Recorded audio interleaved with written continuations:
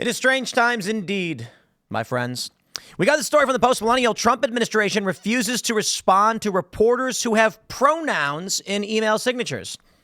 I agree, but the generational bifurcation is only getting worse. That is, on the left, these people live in a crackpot delusional reality, and they'd largely say the same of us. They believe that gender is a spectrum. It's not. They argue, why can't you just understand that sex and gender are different? You made it up. You made up this thing where you're determining personality, clothing style, and social issues as gender. But your own definitions don't make sense. So here we are. The White House is basically saying, now we live in the real world, so we ain't going to be talking to anybody with the pronouns. But here's what's funny. They're probably going to get hit back by this. A federal judge ruled the White House must allow the AP into the Oval Office. This is the most psychotic thing imaginable. And I'm just sitting there being like, you know, at this point, I am ready for it all to come crumbling down. Let me just go farm. Okay, I got chickens already. Yeah, we'll get some goats. Maybe mini cow. You don't need a full cow. I don't need 12 gallons of milk a day, which is crazy. Cows go nuts. But I don't know, maybe 12 gallons is good to make cheese. You make cheese, you make cream, you get some milk, you eat it, whatever. But this is how insane things are getting. So first, the funnier version of the story, which is how the White House responds to the press. The Trump admin will not respond to reporters who have pronouns in their signatures. On Wednesday, Press Secretary Carolyn Leavitt addressed the issue saying, I don't respond to people who use pronouns in their signatures as it shows they ignore scientific realities and therefore ignore facts. How much you want to bet they're going to sue and say it's gender identity discrimination? In response to questions from the New York Times reporters, one of whom asked questions about the climate research, another who asked about Doge, the White House refused to respond, stating that the pronouns in their email sign-offs was prohibitive.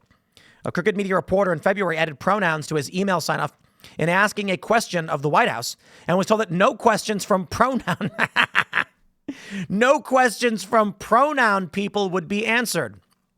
The New York Times, in their reporting on the matter, indicated that this refusal is baffling.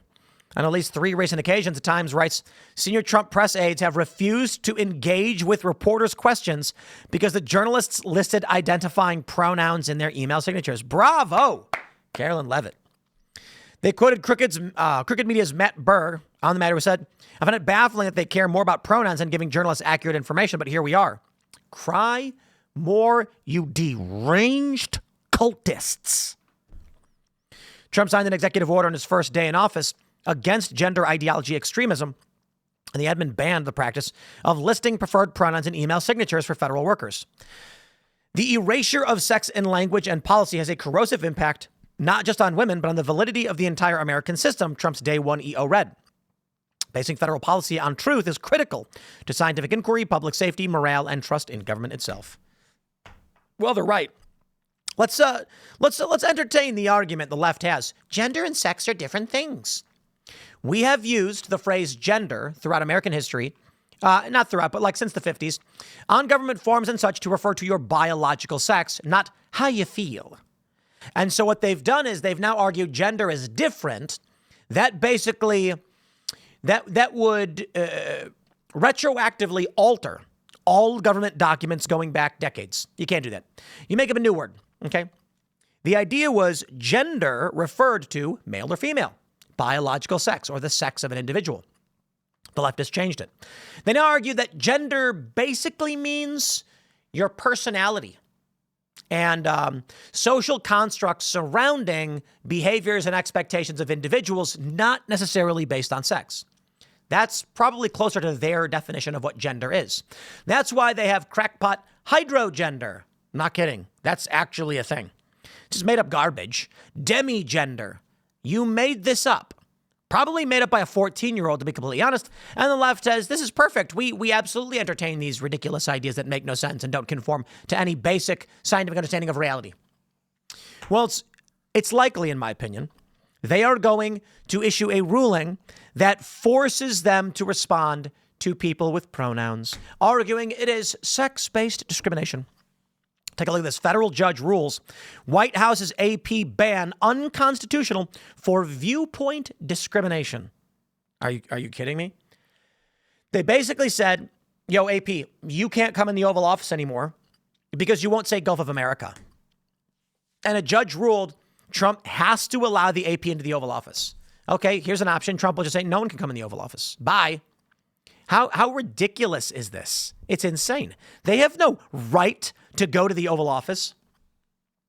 U.S. District Judge Trevor N. McFadden, a Trump appointee, said that the White House acted against the First Amendment, which prohibits discrimination based on viewpoints by blocking the longtime publication's access over its refusal to use the term Gulf of America. Okay, here's one thing they can do. They can say, bye. We're uninviting you now for other unnamed reasons. Hygiene. We found that AP typically stinks. They smell like poop. We won't let them in. Come on. This is the stupidest thing and this is why these civil rights laws don't work. Now, don't get me wrong.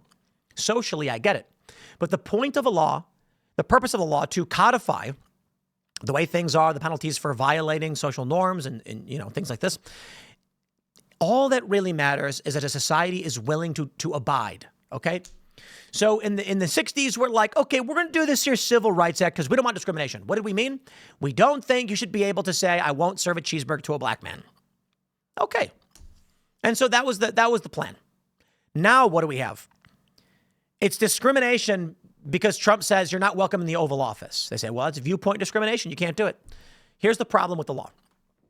A guy walks into my bakery. So I got a bakery. And he's dressed like the Klan or whatever. In D.C., you can't kick him out. Anywhere else you can. The issue is you don't actually ever cite a reason. This is what all businesses do. They would just say, sir, I'm asking you to leave. Why? Feel like it. What's the reason? Honestly, it's just a little crowded in here. You can't come in. So what happens? A black man walks into a bakery and they say, sir, we reserve the right to refuse service to anybody. Get out. He's going to sue anyway over racial discrimination, which creates I guess, double-edged sword, an untenable circumstance. One, let's say a guy walks into a bakery and he's a normal guy, but the baker's a racist. And he says, sir, you need to leave. And the black man says, is there something wrong? And he goes, yeah, we reserve the right to refuse service, and I don't like the way you're behaving. And he goes, what? I didn't do anything wrong. Throws him out. This guy was supposed to be protected, but all the baker owner had to do was just say it wasn't about race, and then it's not. Now, here's the inverse scenario. A guy walks in, and it's a black man or an Asian or a Mexican, a minority, a protected class walks in, and they're acting a fool, and they're spitting and yelling, and they're being rude, they're cutting in line, and the guy goes, hey, you got to go, out now. And he goes, that's racist. He goes, what are you talking about? You're cutting in line, you're yelling at people. The black guy says, no, that's racist, I'm going to sue you. And then he does. And now the baker's got to go to court, and he's probably going to pay a settlement. It doesn't work. You can't read people's minds. So now, because Trump has the Oval Office access, the AP is just guaranteed access. The problem, once again, with this is Trump could literally just go, we're issuing permits. If you want to come in, at the door, we hand out permits. You have to ask for one. We reserve the right to deny permits to anybody. So then when the AP walks up and says, I'm with the AP, I'd like a permit, they go, ooh, sorry, not you, we're full. Hey, wait, that's viewpoint discrimination. No. Had nothing to do with them being the AP. We just didn't issue the permit. Come on, everybody knows exactly what's going on. This is the stupid reality of, this is where the country breaks. We can talk about the founding fathers being smart. We can talk about how they built this government, but the more I learn, the more I understand about these systems and how nations apply them, it really only matters that a social group is coherent. And we don't have a coherent social group in this country. My point, when it comes to the pronouns thing, this isn't going to change. These crackpots, these psychopaths are going to maintain their worldview. They're insane people. It's not going to stop. They're going to proselytize. They're going to recruit. They're going to indoctrinate. That worldview ain't going nowhere. The younger generations are bifurcated, completely separate. The older generations are still somewhat attached. When the older generations start dying off and Gen Z and Gen Alpha start taking over the reins of this country, you will have two distinct tribal factions, and the end result is not going to be cohesive, functioning government. Good luck, I guess. We're trying to prevent the worst case scenario. Maybe Trump will get it. I don't know. They're saying he's wrong. We'll see.